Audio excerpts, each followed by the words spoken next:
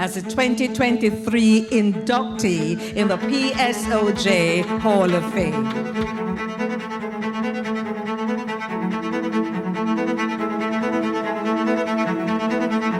The gentleman of the moment will now address you. My friends, good evening, and happy National Partnership Day.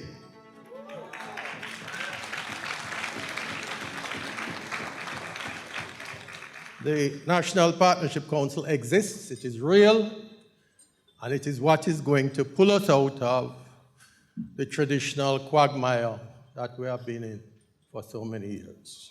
I am humbled and deeply moved by the number of people in this room. The economy of Jamaica must be booming. It is either that or I have to start taking myself seriously. And I really don't want to consider that alternative. I am impressed. In any event, I am sincerely grateful for your presence. And I know that I am to speak tonight, and I won't speak long. And I'll take the first few minutes to recognize my partners and benefactors in this life that the Creator has given me, and whose influence and guidance are responsible for my presence on the podium tonight. I'm going to call names tonight, and I may miss out some people, but they know who they are. And then I'm going to spend the remainder of the time allotted to me expressing my hopes and fears for my country. I am the sum total of the careful socialization by my blessed parents, the calm and patient guidance of my wife, Linda. She don't like me to call her that. Linda. Not everybody would want to be my wife. The loyal and somewhat bemused love and affection of my two daughters, Erin and Kirsten, who vary between raising their eyebrows at my latest eccentricity and laughing at my comedic stunts. I have been blessed by the mentorship and example of my dear departed friend, Raymond Chang, and more recently, by inspiring friendships with people such as Howard Hamilton, Lytton McKnight, Peter Moses, Owen Ellington, Butch Hendrickson, Chris Zaka, Glenn Christian, Chris Tufton, Michael and Thalia Lynn. And these people, every day, strengthen my belief in the essential decency of mankind. My best friend since childhood, Dr. Agri Irons, perhaps became a psychiatrist because of a perceived need to take care of me. And there are so many others in this room tonight who have made my life respectable and give me a sense of self-worth and purpose that there is no time to recite all their names. I can only record that every single morning I wake up with the realization of my blessed good fortune for having them all in my life.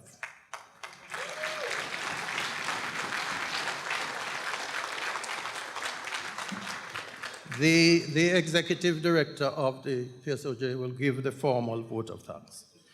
But I want to reach out to the sponsors of this event and to Mr. Kevin Hendrickson and his team at the Pegasus to record my heartfelt appreciation for their contribution to this wonderful night. I think the Pegasus has outdone itself tonight. They have presented a creative meal. They have done so with aplomb and with efficiency. Thank you. I want to single out the Honorable Gary Butch Hendrickson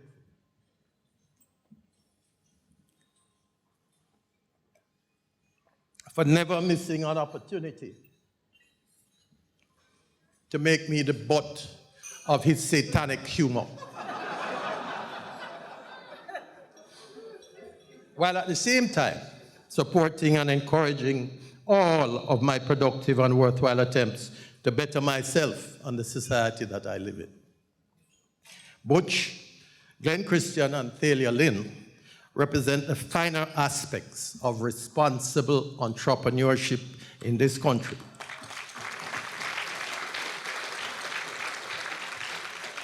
And I am incredibly honored by their friendship.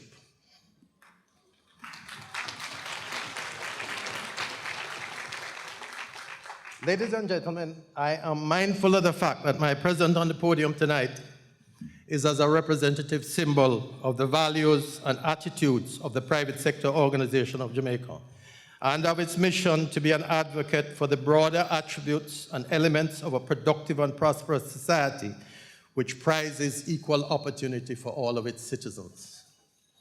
At its core are the values of integrity and accountability in all of the institutions in the society. The PSOJ has never been and must never be merely an advocate for the technical aspects of success for commerce and commerce alone. Indeed, that is a part of its mission. But more compellingly, it must advocate for good governance, for discipline, for respectful dealings, and the rule of law equally and fairly applied in a democratic context.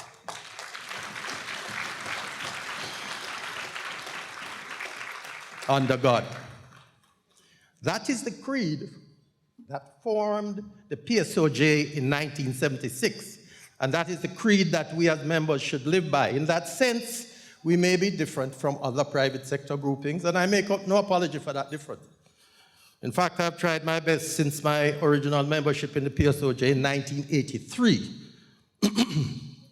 to operate my business ventures according to the code that the organization represents. I hope that you will understand, therefore, that my public pronouncements over the years have been my interpretations of the prescriptions of the organization. I know that I've ruffled some feathers, and for my own safety, I've carefully noted some extremely negative responses to my clumsy attempts at articulating those prescriptions.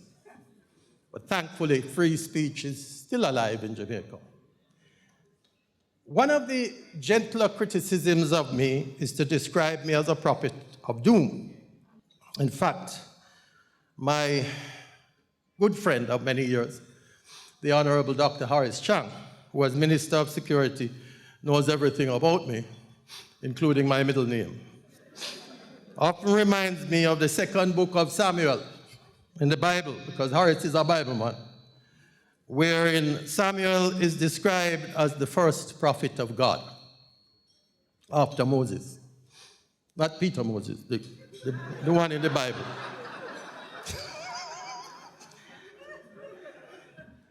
Well, I have been called worse things than a prophet. And at least calling me a prophet gives me a respectable platform to speak from. So tonight I will continue to prophesy. Ladies and gentlemen, Jamaica has accomplished many wonderful things. We lead the world in track and field. And coming almost generally in sport. We're starting to play rugby seriously.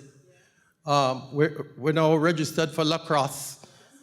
So the sky's the limit. We lead them in music, and we lead the world in the deep and intricate texture of our cuisine.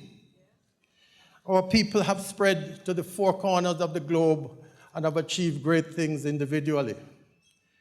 And more recently, led by two remarkable politicians, Dr. the Honorable Peter Phillips and Dr. the Honorable Nigel Clarke, in a unique effort of cross-partisan policy continuity, we have escaped from the fiscal valley of death.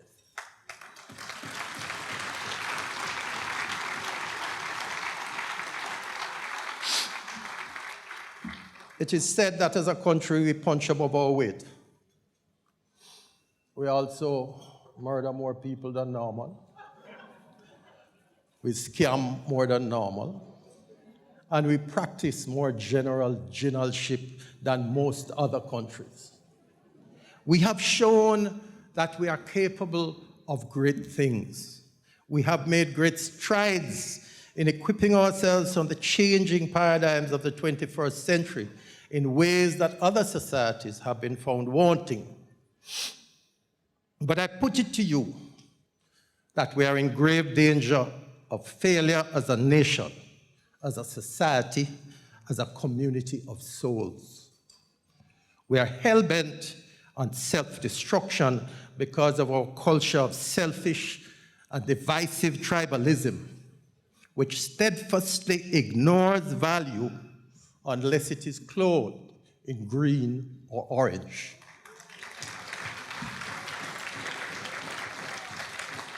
We practice the doctrine of divide and rule that was practiced upon us for many years past by our slave masters, and we refuse to acknowledge the damage that we now do to our future.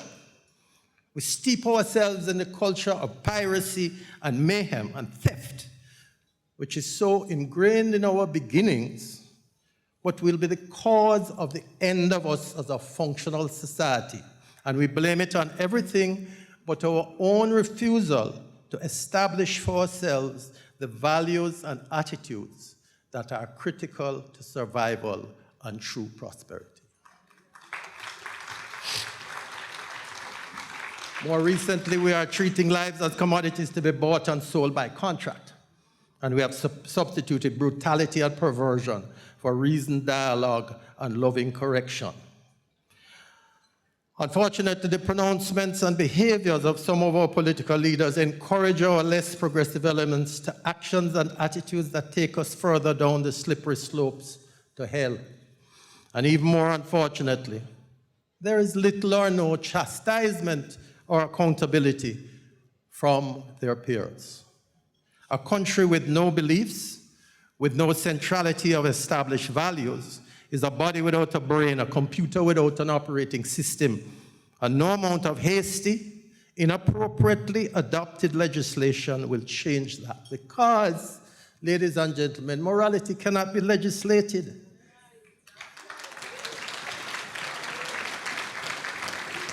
It must be taught, it must be encouraged, it must be exemplified, and more importantly, it must be led. When the laws that make up the rule book by which we function and prosper are mocked, avoided, and flouted by leadership, when rules are applied selectively, enforced on the weak but not the strong, the gate to autocracy is opened. And that spells doom to a society with immature institutions and confusing or non-existing values. I am deeply concerned today that Jamaica is in danger of fitting that model.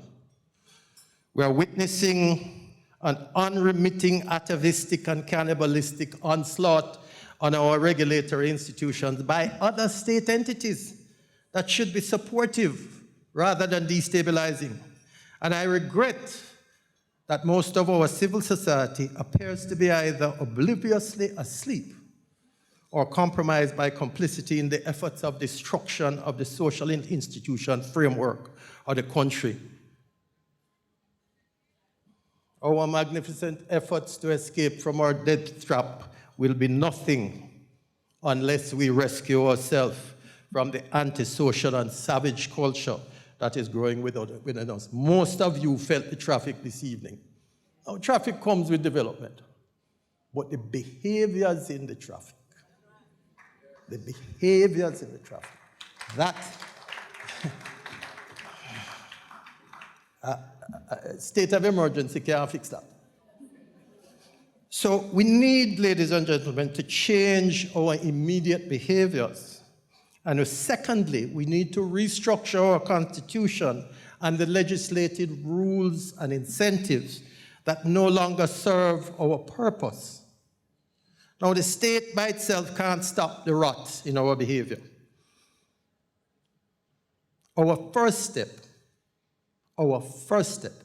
has to be a positive manifestation by the majority of our civil institutions and our citizens of their desire to reverse this deviance. Civil society must speak up, and it must speak out, and it must act.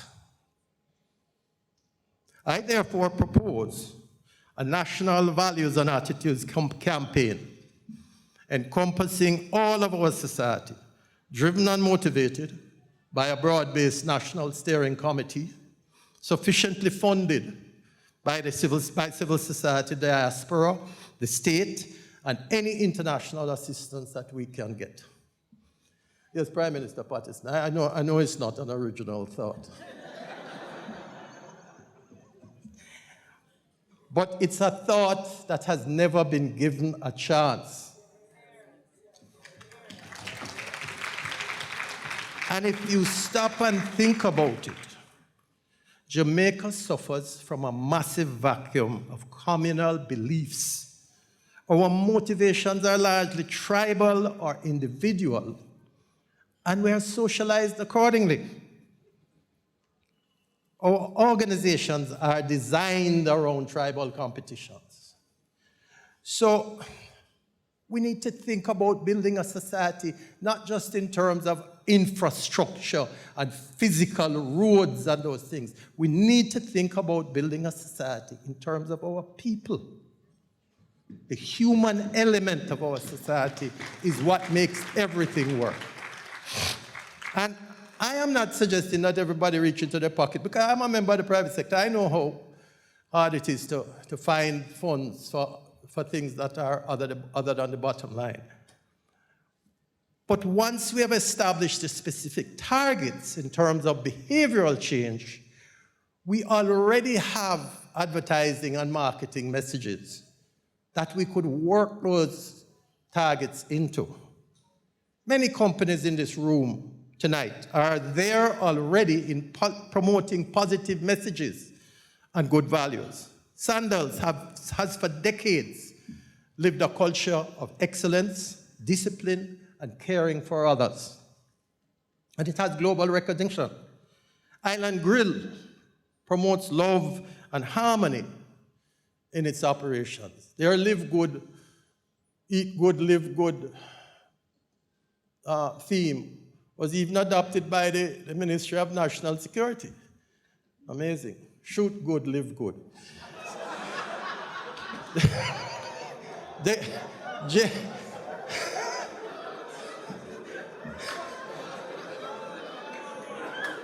Sorry. Forgive me. That. Agri? Where was Agri? Oh, yes. Okay.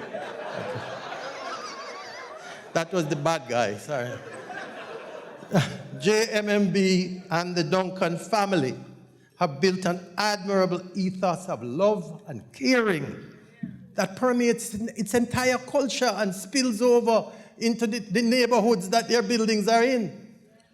National Bakery, with its Bold Ones campaign, promotes ethical entrepreneurship, and itself is a pillar of positive values. The Ministry of Health and Wellness, with its Jamaica Moves campaign, and more recently, its Know Your Numbers initiative. Even the Jamaica Constabulary Force recently is using social media, not just to report criminality, but to send positive messages. And that's all I'm asking us to start, that we start off like that. But we must identify the society that we want to be. Grace Kennedy has led the way, as usual, with its environmental, social, and corporate governance division. And let us not forget PSOJ's Operation Stars. These things are there. It is for us to focus them, to channel them, to make them into policies. Because if we do not do this, if all we promote is materialism and materialistic things and infrastructure, forget the people. And when the people are forgotten, it's not pretty. And let's face the facts, our political leaders, adept as they are in messaging prosperity and patronage, find themselves conflicted in carrying a message of peace, love, and harmony, while preaching that the other half of the nation are deviant scoundrels and want to steal our porridge. They can't do the two things. So it is civil society that has to take this on. We have done it before, and we can do it again. So I ask our leaders and influencers here tonight to give thought to our values and attitudes initiative. Give it your serious consideration. And since today is National Partnership Day, I would like to encourage the National Partnership Council to take this on to its agenda. And let us see if we can focus on our people. I have one other concern, and I soon finish. We are currently embarked on a clumsily introduced proposition of consulting our people on the reform of our Constitution. And it appears to my layman's eye to be focused on the goal of removing an irrelevant, archaic holdover of a paper monarch, while hiding our true intentions as to the much more substantive issue of a final court of justice for our people, and ignoring the even more critical questions of whether our parliamentary processes serve our people or accomplish even average efficiency in the making of our laws. The truth is that our problems are caused by dysfunctional and inappropriate political systems and processes, not primarily by aberrant and deviant human actors. These persons are symptoms. They're not the cause. They're acting out against badly designed rules and badly designed incentives produced by structures and systems that don't work for these modern times. Our legislature cannot control the circumstances that we live in. How can a lower house that meets together in full, half a day a week, concentrate properly on passing laws that suit our people? So the current constitutional reform initiative, appears to be majoring in the minors, playing a game of self-deceit while ignoring systemic inefficiencies which frustrate our well-meaning electoral representatives and facilitate the tendency to corrupt behavior among the ill-intentioned and misguided few. We know how to fix this, but it's not going to be done by those who have the job to do it unless we hold their feet to the fire.